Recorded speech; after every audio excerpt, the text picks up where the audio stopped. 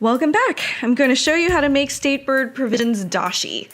It has dashi ingredients, but obviously very different. It's got a few secret ingredients in there to make it a little bit more bold and flavorful. This is actually one of my favorite recipes to cook because it's so easy.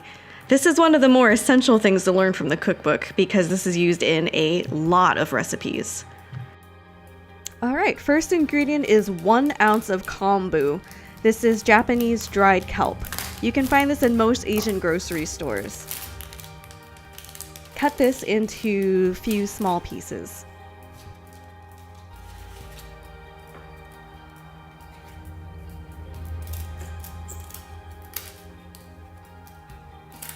Throw it into a big stock pot when you're done. Everything in this recipe is just going to be thrown in a pot, so it'll be nice and easy.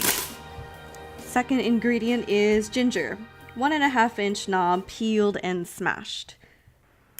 We are 2 ingredients in, and you can see that it's already diverged from a normal dashi recipe.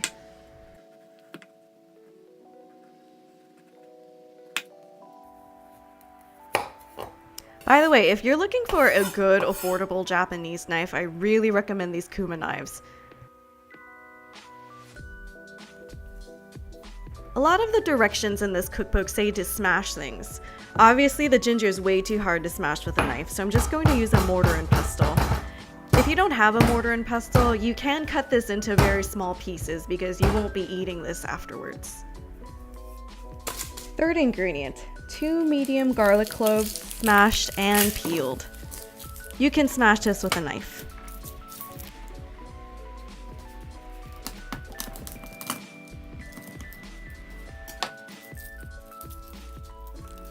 Fourth ingredient, 2 strips of Meyer lemon peel. Fifth ingredient, 1 small rosemary sprig. This is the secret ingredient of the whole dish, I think. It adds a very herbally, earthy taste to the dashi that I've never had before. Alright, once you throw all the ingredients into a pot, add 4 cups of water. Cook everything at medium to low heat or until small bubbles just rise to the surface. This should take 10 to 12 minutes. Once you see the bubbles, turn off the heat. This is the important part. Next, you're going to add 2.5 cups of Japanese bonito flakes.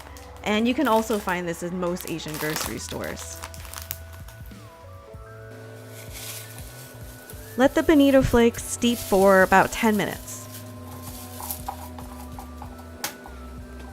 And this is what it looks like after everything steeps for 10 minutes. This only makes about 3.25 cups of dashi, so you can easily double or triple this recipe if another recipe calls for a lot more of this. It doesn't look like much, but it is incredibly intense and flavorful. Final step is straining the broth.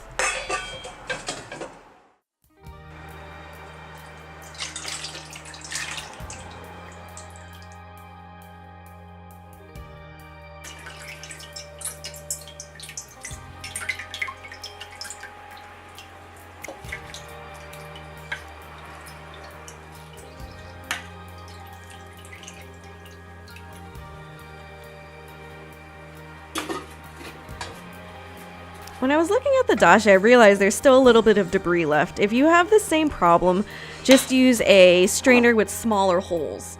So you can use cheesecloth, or in my case, since I don't have cheesecloth, I'm just going to use a tea strainer, and this seemed to work just fine.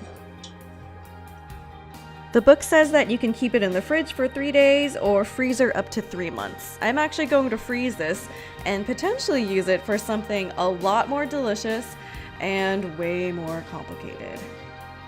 Thank you again for watching.